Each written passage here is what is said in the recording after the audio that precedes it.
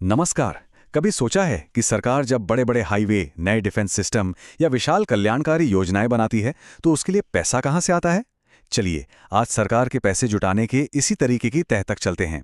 हम जानेंगे कि कैसे गवर्नमेंट सिक्योरिटीज, जिन्हें जी-सेक्स भी कहते हैं, देश की अर्थव्यवस्था को चलाने में मदद करती हैं, और खास तौर पर समझेंगे ट्रेजरी बिल और डेटेड सिक्योरिटीज के बीच का फर्क।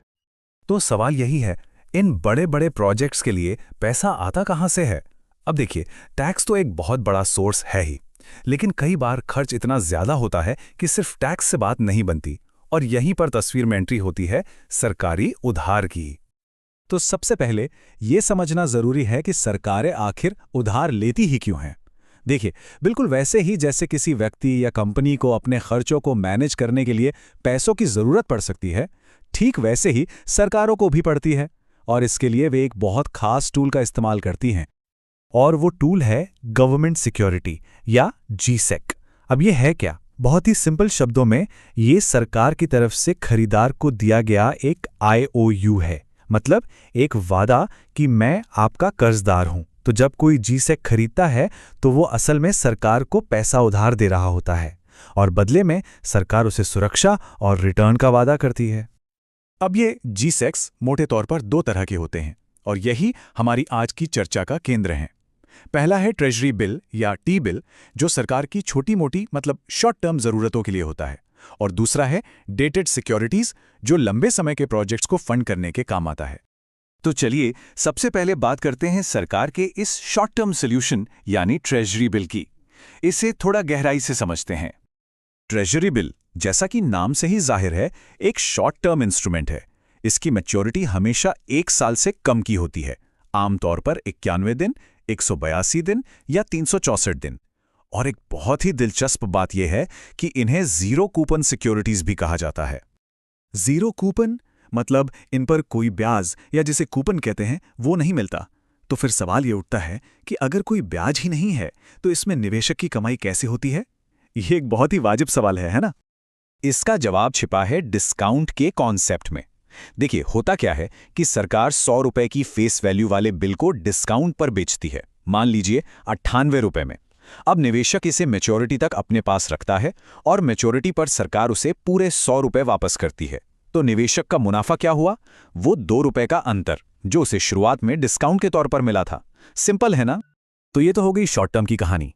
अब टी बिल से आगे बढ़ते हैं और समझते हैं सरकार के लॉन्ग टर्म कमिटमेंट को, यानी डेटेड सिक्योरिटीज को। डेटेड सिक्योरिटी एक लंबे अवधि का कर्ज होता है, और टी बिल के ठीक उलट इस पर एक तय या फिर बदलती हुई ब्याज दर मिलती है, जिसे कूपन कहते हैं। इसकी मैच्योरिटी 1 साल से लेकर 40 साल तक भी हो सकती है। तो यहाँ कमाई का मुख्य जरिया डिस्काउंट नहीं, बल्कि वो ब्याज है जो नियमित रूप से मिलता है। अगर इन दोनों का फर्क आसानी से समझना हो तो एक बहुत बढ़िया एनालॉजी है। ट्रेजरी बिल को ऐसे समझिए जैसे किसी दोस्त को कुछ दिनों के लिए पैसे उधार दिए हों। वहीं डेटेड सिक्योरिटी एक घर पर लिए गए लंबे समय के मॉर्गेज या होम लोन की तरह है। एक छोटी जरूरत के लिए है तो दूसरा एक बड़े लॉन्ग टर्म लक्ष्य के लिए। तो डेटेड सिक्योरिटीज की खासियतें क्या क्या हैं? पहली बात, इन पर आमतौर पर साल में 2 बार ब्याज मिलता है। दूसरी, ये बहुत लंबी अवधियों के लिए जारी की जाती हैं। तीसरी, इनकी ब्याज दरें फिक्स्ड भी हो सकती हैं और फ्लोटिंग भी। और आखिर में, जब इनकी अवधि पूरी होती है तो इन्हें फेस वैल्यू पर वापस भुनाया जाता है। और जरा सोचिए, 40 साल, ये कितना लंबा समय होता है। मतलब आज एक सिक्योरिटी खरीदी गई और सरकार 40 साल बाद जाकर मूलधन वापस करेगी, और इस पूरे समय के दौरान आपको नियमित रूप से ब्याज मिलता रहेगा। अब जब हमने दोनों को अलग अलग समझ लिया है, तो चलिए इन्हें आमने सामने रखकर देखते हैं। एक तरह का टी बिल बनाम डेटेड सिक्योरिटी शोडाउन, ताकि सारे डाउट्स एक बार में ही क्लियर हो जाएं। ये साइड बाय साइड तुलना सारे अंतर बिल्कुल साफ कर देती है।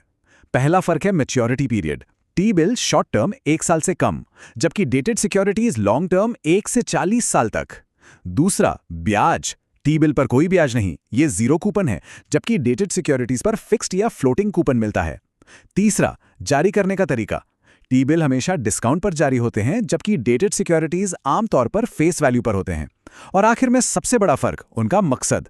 टी बिल का मकसद है शॉर्ट टर्म कैश को मैनेज करना, जबकि डेटेड सिक्योरिटीज का इस्तेमाल देश के लॉन्ग टर्म विकास को फंड करने के लिए होता है। तो ठीक है, हमने इन दोनों के बीच का टेक्निकल फर्क तो समझ लिया, पर असल में ये सब पूरी अर्थव्यवस्था के लिए इतना जरूरी क्यों है? इन कॉन्सेप्ट्स को सिर्फ परीक्षा पास करने के लिए जानना ही काफी नहीं है। इनकी अहमियत उससे कहीं ज्यादा है। देखिए, गवर्नमेंट सिक्योरिटीज का महत्व बहुत गहरा है। पहली बात तो ये कि ये पूरी अर्थव्यवस्था में बाकी ब्याज दरों के लिए एक बेंचमार्क, एक स्टैंडर्ड सेट करते हैं। दूसरा, ये आम लोगों के लिए सबसे सुरक्षित निवेश के विकल्पों में से एक माने जाते हैं। ये सरकार के वित्तीय प्रबंधन के लिए भी एक बहुत जरूरी टूल हैं। और हाँ, जो लोग यूपीएससी या दूसरे कॉम्पिटिटिव एग्जाम्स की तैयारी कर रहे हैं, उनके लिए तो ये एक बुनियादी टॉपिक है ही। और यह बात बिल्कुल सही है कि इन वित्तीय साधनों को समझना केवल एक परीक्षा पास करने जैसा नहीं है, ये किसी राष्ट्र के दिल की वित्तीय धड़कन को समझने जैसा है। तो इस चर्चा के बाद एक सवाल सोचना बनता है, किसी सरकार का शॉर्ट टर्म और लॉन्ग टर्म उधार के बीच चुनाव करना उस देश के आर्थिक भविष्य को कैसे आकार दे सकता है? इस पर जरूर